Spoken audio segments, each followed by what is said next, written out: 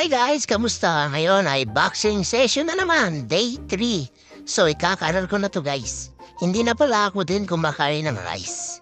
So titingnan natin kung makakasurvive ba tayo. Pangatlong araw pa lang ako hindi nagra-rice. So ito na nga guys. So siyempre kailangan natin ng magsuot ng ganito kasi sobrang init. Kailangan natin ng costume mo, di ba? So ayan na guys, ready na tayo. Pero bago yun, siyempre, outfit check muna, di ba? Outfit check! So, ganun lang, guys. So, dahil medyo mainit na nga, hindi pala medyo, sobrang init na ng panahon. So, magbebisikleta lang tayo papunta sa gym, guys.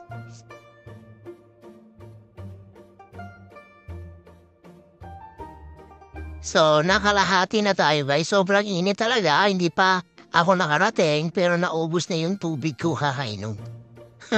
So, pahinga muna sa kleto, di ba? So, after noon, ng mahabang biyahe natin nakarating na ako dito. Siyempre, may naabutan akong nag-sparring.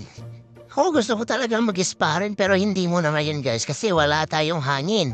Kakapusin tayo. So, pagdating, guys, nag-warm up na rin ako. Nag-stretching. Para hindi masyadong masakit yung katawan natin kinabukasan. Hindi pala ako araw-araw nag-gym, guys. Kung may bakanteng oras lang. Kasi minsan napunta din tayo sa ating agency. Nagre-report minsan. Napapagod. Siyempre, pahinga rin. So, naglagay na rin ako ng aming boxing tape. Nakakatuwang isipin na meron na tayong ganito, no? Dati nung nagbo-boxing ako, guys, sako ng harina. Kinugupit ko lang siya pa straight, tapos nilalagyan ko lang siya ng chlorine, ibababad ko na siya para maging manipis, at saka maging malinis na rin. Yun ang gamit ko dati.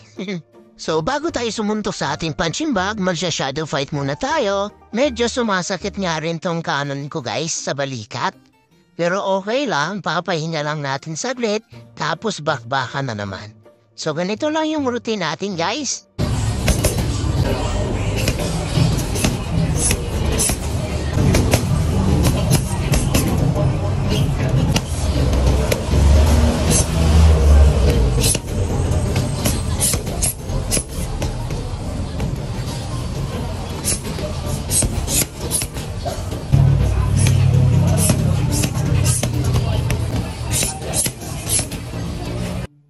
So, yun na nga guys, tapos na naman yung ating boxing session today.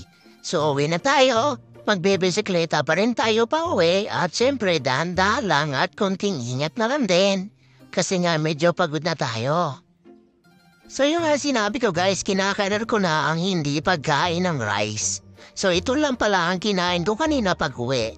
Salad na ang palaya, nilagyan ko lang ng dayok at konting chili, garlic, tapos itlog. Yan guys, thank you!